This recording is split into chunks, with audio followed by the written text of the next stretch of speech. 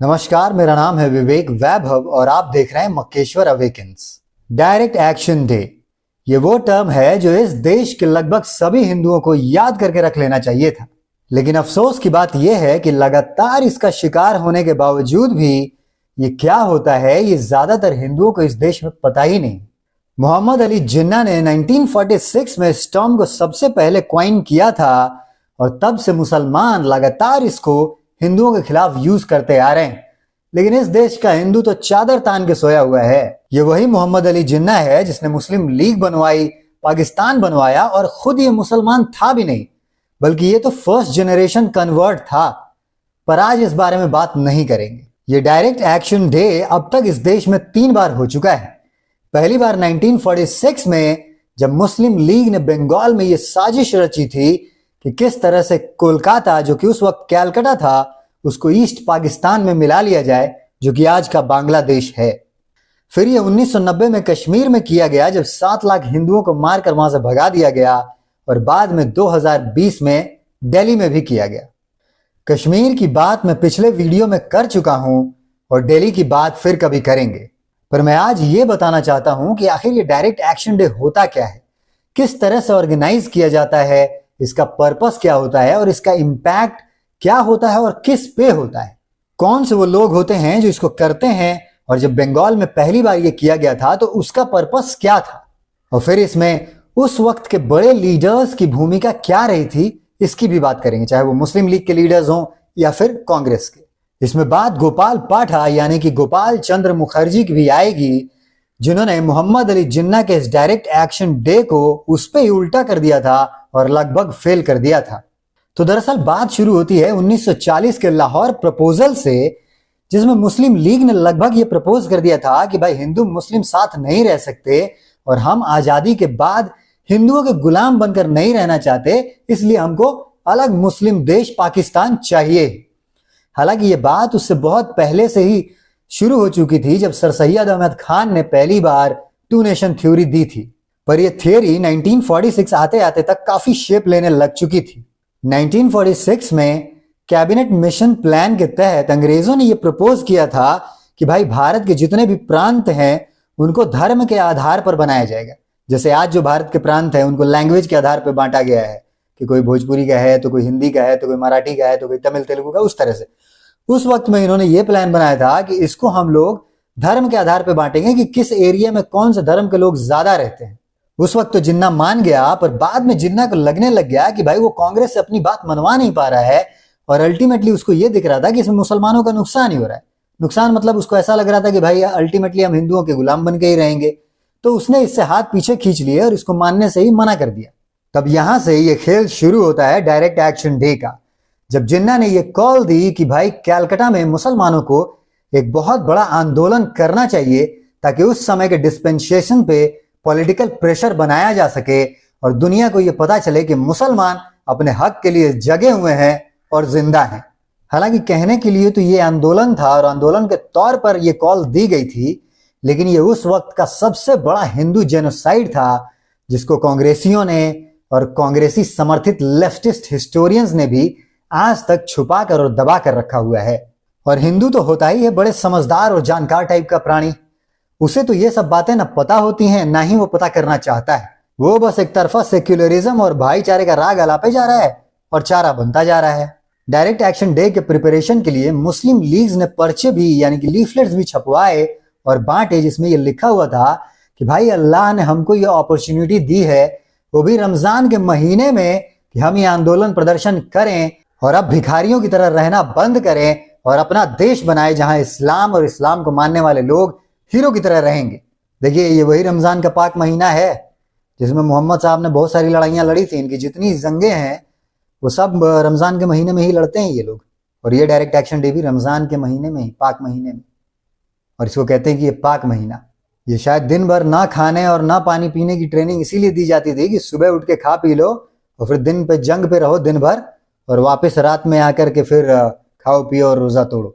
और यही नहीं, उस वक्त बंगाल में और कोलकाता के लगभग सारे ही मस्जिदों में यह ऐलान करवाया गया कि 16 अगस्त 1946 को कलकत्ता के ऑक्टर लोनी मैदान के पास और मॉन्यूमेंट के पास सबको जमा होना है और ये दिखाना है कि काफिरों तुम्हारा अंत समय आ गया है, क्योंकि बहुत जल्द तुम्हारा कत्लेआम होने वाला है। ये सिर्फ सुनी सुनाई बातें नहीं है, ये उस वक्त लीफलेट्स में लिख करके बंटवाए गए हैं और मस्जिदों से अनाउंस कराए गए हैं। पर आप सोच रहे होंगे कि यह आंदोलन कोलकाता में ही क्यों ऑर्गेनाइज किया गया। दरअसल बंगाल में उस वक्त में मुस्लिम लीग की सरकार थी और उसका सीएम, या यूं कहे कि उस वक्त तो गवर्नर होता था, सीएम नहीं होता था, उसका गवर्नर था हुसैन सोहरावर्दी। ये वही सोहरावर्दी है जो आगे चलकर 56-57 में पाकिस्तान का पीएम भी बनता है। बंगाल उस वक्त में ईस्ट बंगाल और वेस्ट बंगाल दोनों को मिला के बनता था। वेस्ट बंगाल तो हमारे पास है, ईस्ट बंगाल आज का बांग्लादेश है, जो उस वक्त में पार्टीशन के टाइम पे ईस्ट पाकिस्तान करके दे दिया गया था। तब इन्होंने ये सोचा था कि कोलकाता से भी हिंदुओं को मार काट के भगा दिया जाएगा और जब ईस्ट पाकिस्तान बनेगा तो कलकत्ता को ये उसकी राजधानी बनाएंगे। और इसी के तहत ये डायरेक्ट एक्शन डे का सारा प्लान रचा गया था। तो उस दिन 16 अगस्त 1946 को तकरीबन दोपहर 12-1 बजे के लगभग जब सारे मुसलमान जुट गए तो हुसैन सोहरावर्दी ने मुसलमानों को एक लंबा चौड़ा भाषण दिया। भाषण में उसने बार बार एक बात को रिपीट की कि पुलिस इसमें न्यूट्रल रहेगी, पुलिस इसमें न्यूट्रल रहेगी। मतलब वो साफ साफ ये इशारा करना चाह रहा था मुसलमानों को कि भाई जो करना है करो, जितनी लूटपाट करनी है करो, जिसको मार काट मचानी है मचाओ, जितने बलात्कार रेप करने हैं वो करो, मैं पुलिस को तुम्हारे खिलाफ नहीं आने दूंगा। और जाहिर बात है गवर्नमेंट तो उसकी थी तो पुलिस उनके कंट्रोल में ही थी। तो मुद्दा तो ये कह के शुरू किया गया था कि भाई ये आजादी की लड़ाई है मुसलमानों के लिए और मुसलमानों के लिए पाकिस्तान बनाने के लिए। लेकिन अंदर ही अंदर ये एक सुनियोजित साजिश थी हिंदुओं के खिलाफ एक इस्लामिक जिहाद करने के लिए। तो लगभग दोपहर के 3 बजे ये खेल शुरू हो गया। सारे मुसलमान ऑक्टोरलोनी मॉन्यूमेंट से निकलते हैं और शहर में फैल जाते हैं ऑर्गेनाइज्ड वे में, ग्रुप में, और हिंदुओं के मकान दुकान जलाने लगते हैं, तोड़ने लगते हैं, मंदिरों पे अटैक करते हैं और मंदिर सारे तोड़े जाते हैं।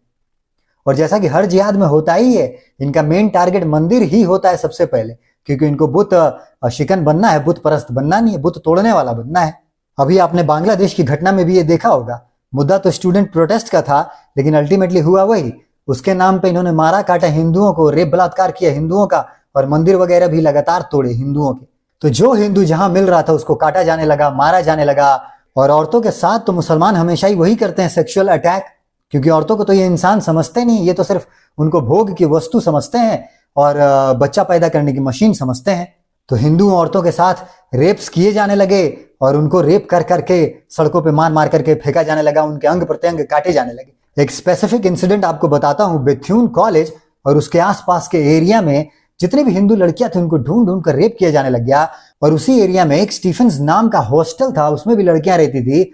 उन हिंदू लड़कियों का रेप करके और जो उसकी फेंसिंग थी, ऐसे लोहे की फेंसिंग थी, उसमें नंगा उनको गाड़ा गया, ये दिखाने और बताने के लिए कि ये देखो हिंदू तुम्हारी औकात क्या है। कलकत्ते के अंदर जब हिंदुओं का ये नरसंहार चल रहा था तो बंगाल का गवर्नर सोहरावर्दी हुसैन, जो इन सब का मास्टरमाइंड था जिन्ना के साथ, वो पुलिस कंट्रोल रूम में उस वक्त बैठा हुआ था और वहां से ये सारी चीजें मॉनिटर कर रहा था और ये इंश्योर कर रहा था कि हिंदू ज्यादा से ज्यादा मारे जाएं और मुसलमानों को आंच ना आए, उनको किस तरह से बचाया जा सके। तो जैसा कि जिन्ना को उम्मीद थी कि हिंदू तो डरपोक होता है, या तो मरेगा या भागेगा, तो वही हुआ। हिंदू अपना बोरिया बिस्तरा उठा के भागने लग गया, अपनी बहन बेटियों का रेप कराने लग गया, लेकिन एकजुट होकर लड़ेगा नहीं, लड़ा नहीं, जैसा कि आज भी नहीं करता है। 2 दिन ये खेल चला, 16 अगस्त और 17 अगस्त। 2 दिनों में मुसलमानों ने 4-5 हजार से लेकर तकरीबन 10,000 हिंदुओं को मार काट डाला। बहुत बड़ी संख्या में लोग घायल हुए और तकरीबन 1 लाख से ज्यादा हिंदू बंगाल छोड़कर, कलकत्ता छोड़कर भाग गए। लेकिन 2 दिन बाद इस सारी मारा काटी में एंट्री होती है गोपाल चंद्र मुखर्जी यानी गोपाल पाठा की। गोपाल पाठा ने मुसलमानों और मुस्लिम लीग को अगले 2 दिन में वो दहशत दिखाई कि सोहरावर्दी को घुटने पे आकर मुसलमानों के जान की भीख मांगनी पड़ी गोपाल पाठा से। पाठा बंगाल में बकरे को कहते हैं। गोपाल की भी मटन की शॉप थी, इसीलिए वहां के लोग उन्हें गोपाल पाठा कहते थे। गोपाल उस वक्त में कलकत्ता के एक बड़े रईस आदमी थे और अपने खर्चे पे काफी सारे पहलवानों को पालते थे। जैसा कि उस वक्त में होता था कि बहुत सारे रईस लोग अपने खर्चे पे पहलवान रखते थे, उनको खिलाते पिलाते थे और लड़वाते थे। उनके यहाँ इस तरह के तकरीबन 700 से 800 पहलवान थे। तो जब कलकत्ते में हिंदुओं का इस तरह से जेनोसाइड शुरू हुआ तब गोपाल अपने सारे आदमियों को लेकर कलकत्ते की गलियों में निकल गए। गोपाल पाठा ने इनकी छोटी छोटी एक टीम बनाई और सबको ऑर्डर दिए कि पहले हिंदू कॉलोनियों को और हिंदू एरियाज को सुरक्षित करना है, उसके बाद मुसलमानों की कॉलोनियों में घुस घुस कर उनको मारना और काटना है। और वैसा ही किया गया। पाठा और उनके आदमियों ने मिलकर अगले 2 दिन में यानी कि 18 और 19 अगस्त को हिंदुओं से लगभग 2 गुने मुसलमान मारे। उनका कहना था कि हमें जहां भी सुनाई पड़ता था कि एक हिंदू को काटा गया है तो उसके बदले में हम 10 मुसलमान काटते थे। गोपाल पाठा ने मुस्लिम लीग का ये जो ऑर्गेनाइज्ड प्लान था कलकत्ता को भारत से काट कर पाकिस्तान में मिलाने का, उसको पूरी तरीके से फेल कर दिया था। मुस्लिम लीग घुटनों पे आ गई थी और मुसलमान अपने अपने घरों में दुबक गए थे अपनी जान बचाने के लिए। पाठा ने इतिहास में ये पहली बार दिखाया कि हिंदू अगर ऑर्गेनाइज हो करके रिटेलिएट करता है तो कितना खतरनाक हो सकता है। नहीं तो मुसलमानों को हमेशा ये भ्रम रहता है कि वो बड़ी ताकतवर कौम है और हिंदुओं पे तो कभी भी भारी पड़ जाएंगे, लेकिन असलियत ये है कि ये एकदम डरपोक कौम होती है। हमेशा झुंड में या भीड़ में ही ये हमला करते हैं, सुअरों की तरह। अकेले खड़े होने की औकात होती नहीं है इनकी। अच्छा, अब देखिए, जब ये तमाशा सारा चल रहा था तब देश के बड़े बड़े नेता क्या कर रहे थे। जब 2 दिन तक लगातार मुसलमान मारे गए तब अचानक से गांधी की नींद टूटी और उसका मुल्ला प्रेम जागा। जब तक 2 दिन तक हिंदू मारे जा रहे थे तब तक गांधी को यह नहीं समझ में आ रहा था कि भाई वायलेंस चल रहा है और उनका नॉन वायलेंस का पाठ तो बेकार जा रहा है। दरअसल गांधी का नॉन वायलेंस का पाठ सारा हिंदुओं के लिए ही था ताकि अंग्रेजों को और मुसलमानों को इससे बचाया जा सके। गांधी ने कभी मुसलमानों को इस बारे में नहीं कहा कि भाई नॉन वायलेंट रहो। जब भी उन्होंने दंगे किए गांधी ने उसका समर्थन किया है अपनी किताबों में, अपने आर्टिकल्स के थ्रू। तो जैसे ही उनके लाडले मुसलमान मरने लगे गांधी भागे भागे बंगाल आए और गोपाल पाठा से गुहार लगाने लगे कि भाई अहिंसा के नाम पर अपने हथियार डाल दो। पहले तो गोपाल पाठा उनसे मिलने ही नहीं जा रहे थे, लेकिन बहुत रिक्वेस्ट करने के बाद वो उनसे मिलने गए और उन्होंने वहां साफ साफ कह दिया कि भाई तब आप कहाँ थे जब हिंदू मारे जा रहे थे, हिंदू बहन बेटियों का रेप हो रहा था और कत्लेआम हो रहा था, तब तो आपकी नींद नहीं खुली। तब तो आपने आके मुसलमानों को ये नहीं कहा कि हथियार डाल दो। हथियार कभी नहीं डालूंगा, क्योंकि इन हथियारों से ही मैंने हिंदू बहनों बेटियों की रक्षा की है, सुरक्षा की है। तो वो तो आप भूल जाइए। गोपाल पाठा को बाद में ये लेफ्टिस्ट और कांग्रेसी हिस्टोरियंस ने बुचर ऑफ बंगाल कहना शुरू कर दिया था। और हिंदू भी उतने ही समझदार हैं, उनको आज तक पता ही नहीं है कि गोपाल पाठा कौन था। जिस क्रांतिकारी की वजह से हिंदुओं की जान बची, जिस योद्धा की वजह से कलकत्ता आज बच गया और आज भी भारत में है, जिसकी वजह से हिंदू आज भी बंगाल में बचे हैं और रह रहे हैं, उसके बारे में न पढ़ा जाता है न पढ़ाया जाता है। और कहीं सर्च भी करो तो ये लिख के आता है कि बुचर ऑफ बंगाल। भाई एक्चुअली बुचर ऑफ बंगाल कौन था? ये तो सेवियर ऑफ बंगाल होना चाहिए था ना। इसको बुचर ऑफ बंगाल कह रहे हो तुम। आपके जो हीरोज हैं उन सबको हमेशा नेगेटिव लाइट में प्रस्तुत किया जाता है, चाहे वो महाराणा प्रताप हो, चाहे वो शिवाजी महाराज हो, चाहे गोपाल पाठा हो। किसी को माउंटेन रेड कह देते हैं, किसी को तो कह देते हैं कि वो अपने राज्य के लिए लड़ रहा था, हिंदुओं के लिए लड़ ही नहीं रहा था और इसने हिंदुओं की जान बचाई, इसको कह दिया कि बुचर ऑफ बंगाल। हालांकि अब धीरे धीरे बंगाल की हालत भी कश्मीर जैसी होती ही जा रही है, जैसा ही कश्मीर 35 सालों पहले था। और कब तक ये हिंदू वहां रह पाएंगे कोई नहीं कह सकता। किस दिन वहां पे 1946 और 1990 की तरह वहां डायरेक्ट एक्शन डे हो जाएगा और हिंदुओं को भगा दिया जाएगा, मार काट दिया जाएगा, कुछ पता नहीं। पर हिंदुओं को क्या, वो तो मस्त सो रहे हैं चादर तान के भाईचारे सेक्युलरिज्म के नाम पे। उनको तो लगता है कि भाई कुछ हो ही नहीं रहा गलत। क्यों? क्योंकि अभी तक हमारे घर तक नहीं आए और इस बार तो कोई गोपाल पाठा आएगा बचाने, इसकी डाउट ही लग रहा है। बाद में जो 3 डायरेक्ट एक्शन डे हुए उसमें भी यही सेम ऑर्गेनाइज्ड पैटर्न फॉलो किया गया था, इसीलिए उनको भी इसी नाम से जाना जाता है। लेकिन मुसलमान वहां रुके नहीं, उस वक्त तो चुप हो गए, लेकिन इसका बदला उन्होंने 2 महीने के बाद लिया नोआखली में। नोआखली आज बांग्लादेश में है, जो उस वक्त में हिंदू मेजॉरिटी था। वहां उन्होंने लगातार हिंदुओं का फोर्स्ड कन्वर्जन, उनको मारना काटना, उनका रेप्स और मंदिर तोड़ना शुरू कर दिए थे कलकत्ता का बदला लेने के लिए। पर फिर बाद में फिर जब गांधी को यह पता चला तो गांधी वहां गया। वहां जाके क्या कहता है कि भाई मैं नहीं मानता कि जब तक कोई औरत ना चाहे तो उसका कोई रेप कर देगा। बताइए, क्योंकि वहां पे औरतों का बहुत ज्यादा रेप हो रहा था और ये मुद्दा बन गया था। वो कह रहा है कि जब तक तुम नहीं चाहोगे तुम्हारा रेप ही नहीं कर सकता है कोई। और मान लो कि ऐसी नौबत आ भी जाती है तो अपने आप को सौंप दो उनको, क्योंकि तुम्हारा शरीर भले और पवित्र हो जाए लेकिन तुम्हारा मन तो पवित्र रहेगा। गांधी से बड़ा दोगला इंसान जिंदगी में नहीं देखा। आप जितने भी ज्यादा गांधी को आप पढ़ेंगे तो आप देखेंगे कि पूरी जिंदगी मुसलमानों के लिए जिया, मुसलमान तुष्टिकरण में, और मुसलमानों के लिए मर गया। जल्दी मार देना चाहिए था, बहुत देर में मारा गुडसे ने। अगर आप उसकी किताब पढ़ेंगे माई एक्सपेरिमेंट विद ट्रूथ, तब आपको समझ में आएगा कि उसकी मुस्लिम प्रेम की असली वजह क्या थी। दरअसल जब वो साउथ अफ्रीका में था बैरिस्टर, तब वो वहां मुसलमानों और क्रिश्चियनों में ही रहता था और वही लोग उसके क्लाइंट थे। ये उनके पैसों पे ही पलता था और उसी तरह की टेंडेंसी और मेंटेलिटी इसने डेवलप करी थी और यहाँ आकर के वो उनको बचाने में पूरी जीवन उसने खपा दिया अपना। हालांकि इस दिन के बाद मुस्लिम लीग आखिर अपनी नीयत में कामयाब हो ही गई।